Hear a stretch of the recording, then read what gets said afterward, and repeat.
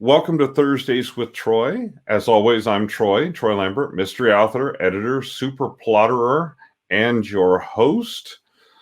Today, I'm excited to introduce you to Ricardo Fayet. Am I saying that correctly? Fayet? Absolutely. And Ricardo is co-founder of Reedsy, which I'm a big fan of. It's an online marketplace connecting authors with the best editorial, design, marketing, and translation talent, among other things. A technology and startup enthusiast, he likes to imagine how small players will build the future of publishing, which I also love. He also blogs about writing, book design, in-depth marketing on the Reedsy blog. You're also the CMO for Reedsy, so he knows a little bit about marketing. And he's the author of How to Market a Book. And he's been voted the best beard in publishing. Probably. If you want to contend for that title, we may have a competition soon. Welcome, Ricardo. Thanks for having me, Troy. Lots of beards in publishing, and yeah, we would love a competition at some point. Next conference, whenever that happens. So, while fiction writers can often be discovery writers, it's much harder to write into the dark with nonfiction. Outlining and planning your structure is kind of a vital part of creating a well-organized and well-written book that will resonate with readers, which this book happens to be. So let's start with a few questions about that. Why is planning so important for nonfiction books? Because I think, for nonfiction, you both need a narrative throughout, because you want readers that keep turning the page, right? But you also need to make a point in each chapter. And if you start a chapter without knowing exactly which point you're going to make in the chapter and how it helps solve like the overall point of the book, then you can't, or at least I cannot write that chapter if I don't know what my main point is going to be in the chapter. I wrote this book mainly as a result of newsletters, but all the newsletters, I outlined them with like 3 points, this is what I'm going to say in the intro, this is what I'm going to say in the first bit, and then the second bit, third bit, and here's how I'm going to conclude. And that's basically how I went on about doing the book. And I think it's almost impossible to pants your way through a nonfiction book. Yes, that's absolutely true. And I actually like that you use newsletters. I've heard of people using blog posts and different things like that, but those are things you also plan out in stages. Now, you chose to create a book for writers about marketing. What drove you to select that topic? I know this is a thing you work with writers about a lot of different topics, or what drove you to select that one? Yeah, my specialty is marketing. That's what I do for Reedsy. And I found when talking to authors, I found that a lot of the stuff that I did for Reedsy also applied to them, running Facebook ads, for example, email marketing, content marketing, SEO. We do more SEO for Google on Reedsy, but authors do a lot more SEO on the retailers, which are also search engines. So all these kind of apply. And so I decided to create a marketing newsletter as a little bonus thing you get when you're a Reedsy subscriber, if you're interested in marketing. Because that was the main thing that I had stuff to talk about. I started working one-on-one with a few authors as well to help them manage their ads, help them plan their next launches, things like that. And that also gave me a lot more topics from our marketing newsletter. And then I thought, I now have enough newsletters to turn this into a book. Along that line, how important is it that authors, especially nonfiction authors, think about book marketing when they're planning their book? Because obviously you had a market for this book. You knew you had a market for this book in authors that were looking for answers about marketing. So how important is it that authors think about that before they start their book? I think it's super important. I see it more as a problem for fiction. Usually authors writing, a story and not knowing who that story is for. Because a lot of times you write a story, it's a nice story and you say, yeah, it can appeal to everyone. But it can be a problem for nonfiction as well, especially narrative nonfiction. Obviously, if you write a memoir, a lot of memoir writers who they write from their perspective about their life, and they're not necessarily thinking about like, what are readers going to be interested in about that life? A family member is obviously going to be interested because it's your life, but someone who doesn't know you from anything, what's going to make them read the memoir? And the same thing goes for any kind of reference book that you really want to write. Let's say you have a ton of experience cross-stitching. If you want to write a book about that experience, first, who's going to be your market? Probably like other people Right. trying to cross stitch. And second, also very important, is like what makes you an authority on the topic. How many cross stitches design have you done before? Have you won any awards? Things like that. So these are two really important things that go hand in hand, actually, I think. Actually, I think those are both excellent points, because it is important to know who you're writing for, regardless of who you're writing for. I'm going to share the screen. We've got a plotter of your book, and we're just going to share that. And I'm going to ask you a few questions about, how you started with this. So where did the idea for the structure of the book come from, and how did you develop that structure? Right. So my case was a bit peculiar because I started with a bunch of marketing newsletters, right? I had something like 60 or 80, and they were all on a bunch of different topics. So I had to create a structure out of existing content. And then I ended up having to rewrite a lot of the content and add a lot of content to actually make it fit the structure. But basically, I thought about the marketing journey a little bit. So the first chapters are more dedicated to kind of the mindset, the big picture, all the stuff that you need to do even before you write the book or while you're writing the book, right? And then I went into more specific topics about what you need to do when you launch your book, and topics more about like Amazon SEO, SEO on other retailers. And the more you go through the book, the more concrete the advice becomes, the more actionable the advice becomes. The last few chapters are all about using the advertising platforms, Amazon, Facebook, BookBub, building a mailing list before that, using price promotions, and then I end up with like a potpourri of like ideas around translation, audiobooks, etc. My structure in this book was to go from like really big picture stuff, more abstract concepts that are probably even more important than the rest, and then zero in and narrow down to actual marketing tactics that you can use, like advertising, price promos, etc. Right. That's excellent. And so you started obviously with some core principles and some core fundamentals. How did you develop those out of what authors were talking to you about, or what you had seen in your newsletters? Where did those come from? Yeah, a mix of a few things. Definitely stuff that authors talked about. And none of these concepts are new, by the way. Like one of the big concepts in the beginning is like writing to market, right? There are a bunch of books out there that talk about that. There's one called Write to Market by Chris Fox. Exactly. That's excellent. And so I put them together. Another kind of mindset advice I give in there is not trying to do too many things at the same time, right? Not trying 4 different marketing avenues at the same time, but instead focusing on 1 or 2, testing them, and then if they don't work, move on to another 2. And if you find 1 or 2 that work, just focus on them and don't try more stuff. And that's something that I got from a book for startup entrepreneurs called Traction by Justin Mears and Gabriel Weinberg. And that's a pretty old book as well.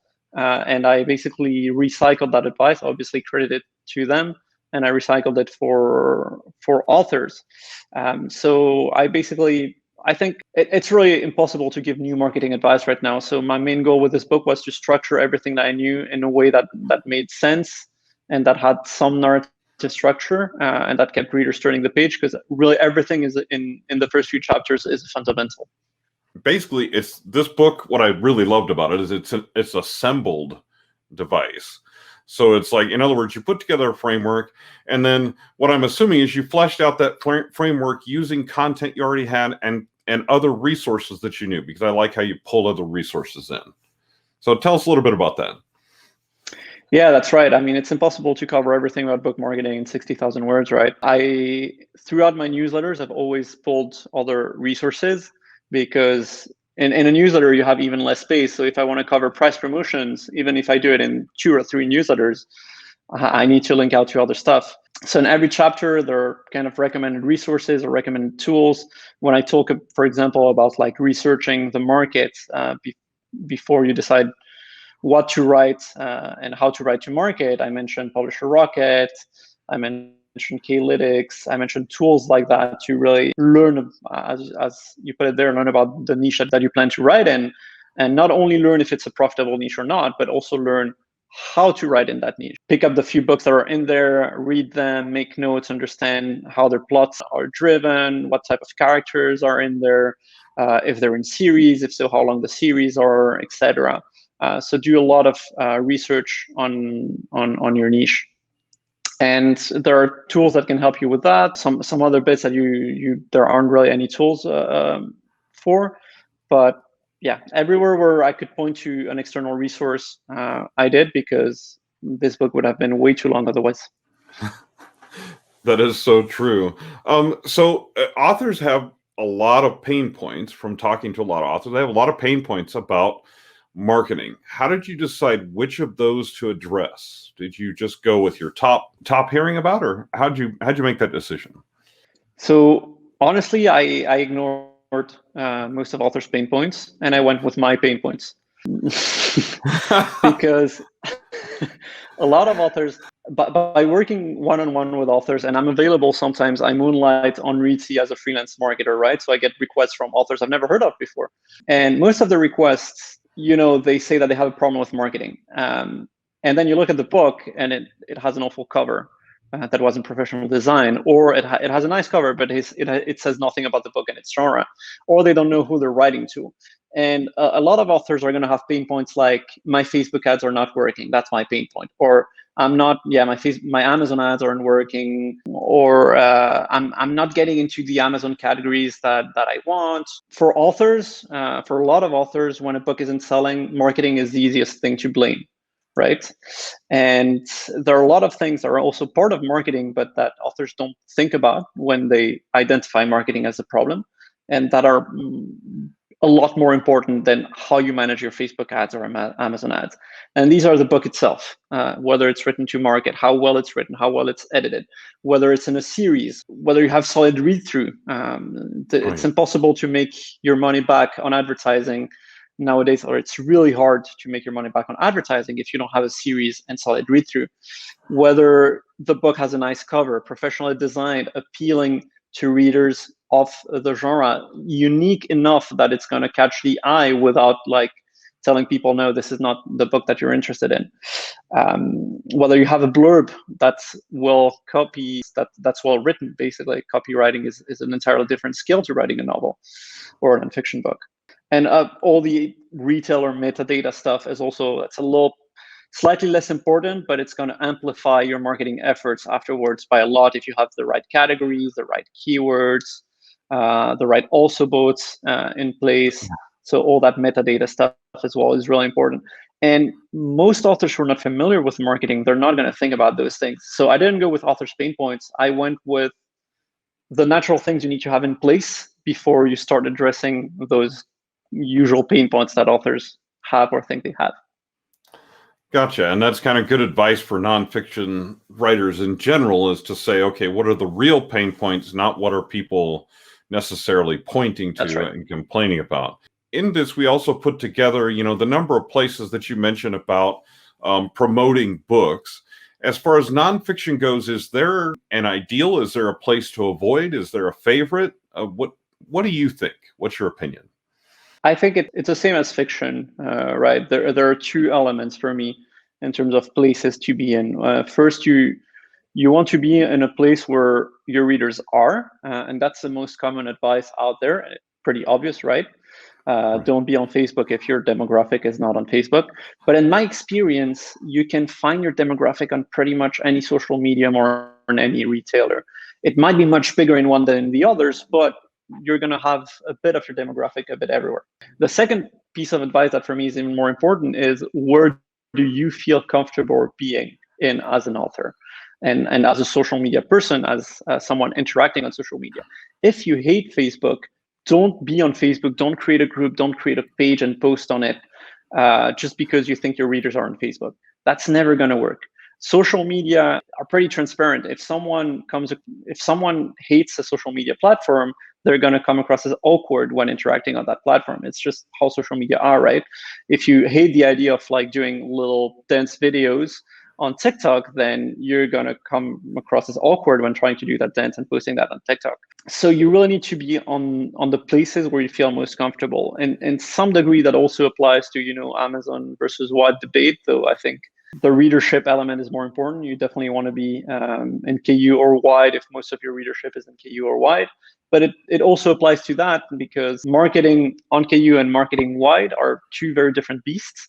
You need to do different things, and depending on what you're more comfortable doing, short blast, big promos with a lot of money spent concentrated in a short period of time. If you like that, then you're probably going to be more successful in KU. And if you prefer a slower burn of marketing, building your email list, interacting a lot with readers, then that's probably going to be a little bit more successful wide. So there are really these two elements: where your readers are and where you're more comfortable being.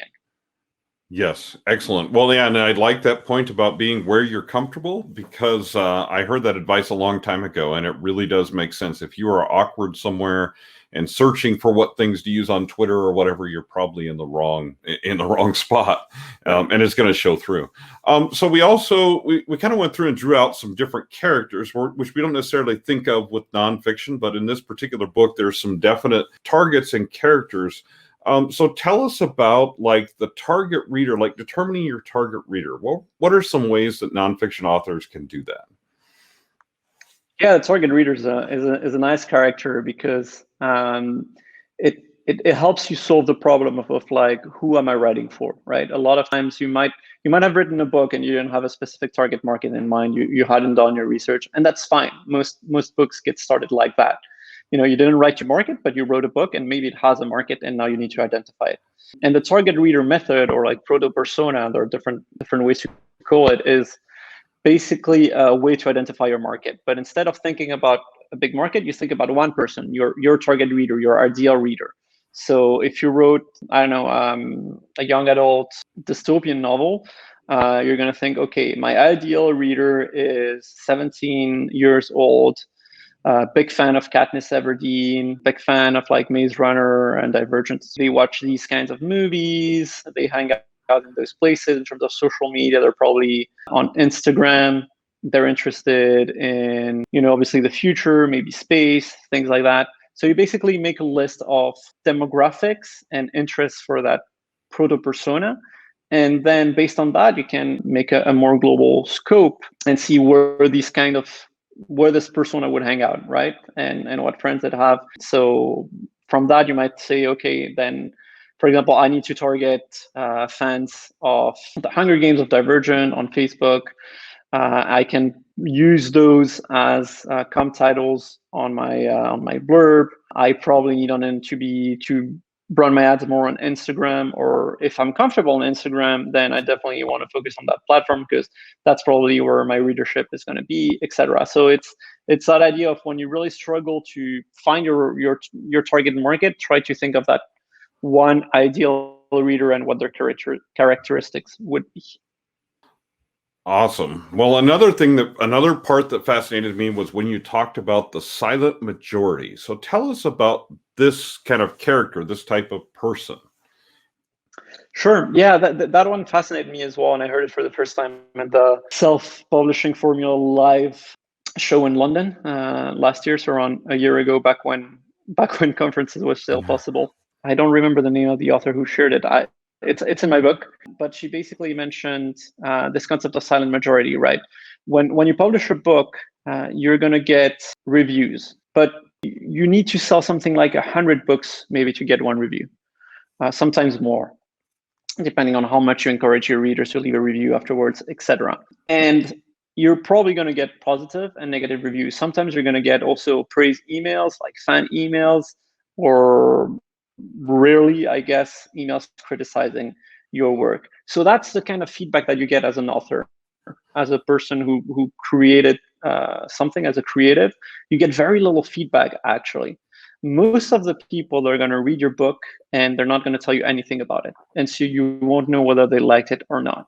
But what really determines the success of a book is word of mouth. And word of mouth is not going to happen from the 1% of people who are vocal about your book, who leave a positive review. Success, that word of mouth, is going to be determined by the rest, the silent majority.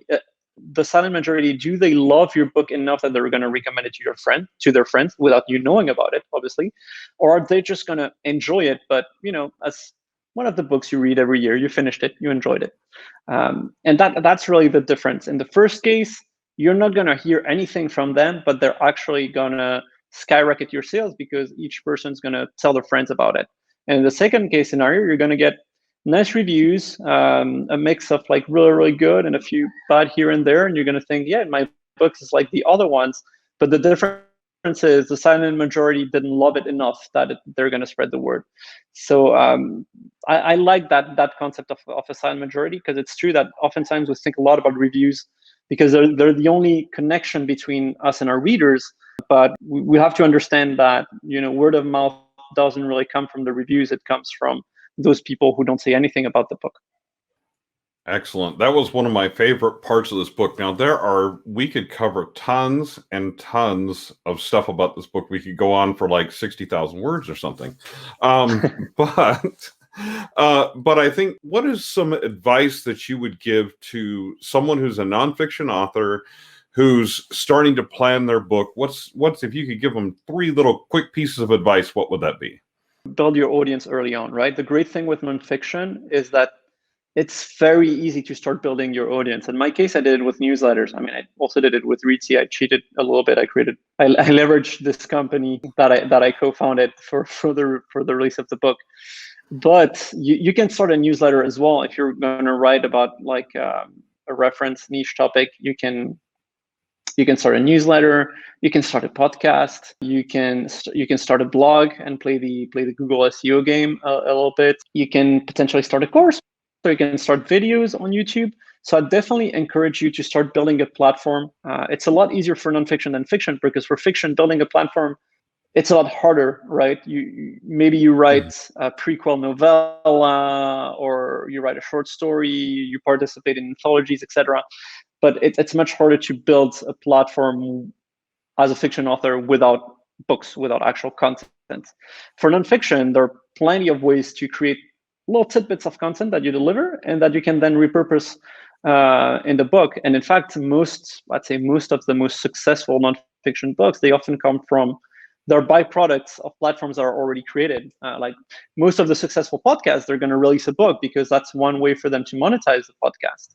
So you can take that reverse approach. And while you're writing the book, definitely at least share the information that you're writing this book, share some of the excerpts, at least on social media, and start building a platform in advance, because that helps a lot when you're releasing the book to get all these people already awaiting the book and spreading the word about it. That's excellent advice, and that is true. It is much easier with nonfiction. With fiction, you need to have something to entice people with, essentially, that reader magnet, which you can do the same thing with nonfiction, of course. So I guess as kind of a wrap up here, let's talk about, what else do you want readers to know about writing nonfiction? Is there anything else that you want the people that are listening to know about writing nonfiction guides, or nonfiction in general, anything like that? You're going to need to update it pretty often. And you need to keep that in mind when you release the book. There are a lot of books on book marketing out there, but the advantage that my book has right now, aside from the fact that it's free, is that all the other books come across as slightly outdated, even if the author has updated them recently. So the great thing with nonfiction is you can do new editions. David Gogren's done a really great job at that with the new edition of Let's Get Digital, brand new cover, new edition, etc. You can keep, depending on how you do it, you can keep the reviews from the previous one, or you create a brand new sales page with 0 reviews. It's up to you. It depends on like how new that new edition is. But yeah, in my case, I plan on updating the book every 6 months, more or less, because things change all the time. From the moment I send the book to my street team or to some ARC readers, from that time to when it was published, Amazon changed how they deal with series. Right now, you can publish a series directly. You can create a series page directly from your KDP bookshelf. That wasn't the case before, so I had a whole section on how you should reach out to Amazon to group your books in a series, both in the UK and in the US, and that had to go. I expect there are already maybe 1 or 2 small things that are outdated in the book, though I don't think so yet. But yeah, and in a few months I'll have to. So consider this book as like an evergreen thing, both as a good thing and as a bad thing. As a good thing, it's always going to be there. It can be like a passive income thing. it's great. As a bad thing, it's only going to stay relevant if you regularly update it. And if people start finding stuff in there that isn't up to date, they're gonna leave you a review about it. And I know a lot of people in nonfiction read a book not necessarily because they hope to learn something new, or maybe there's a bit of a part of it, but because they already know the topic and they want to see how the author covers it. Right? I've had a ton of readers who already knew everything there is to know about book marketing, and if they found something to criticize and saying like, this is actually wrong, they would have mentioned it. And that's normal. That's how that's what we all do. We always want to see how other people cover the topics that we already know something about. Right, exactly. Okay.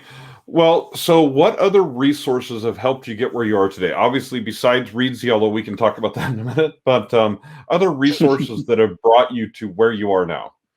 I think BookFunnel was really, really helpful in delivering those ERC copies in the beginning, hosting the book as well.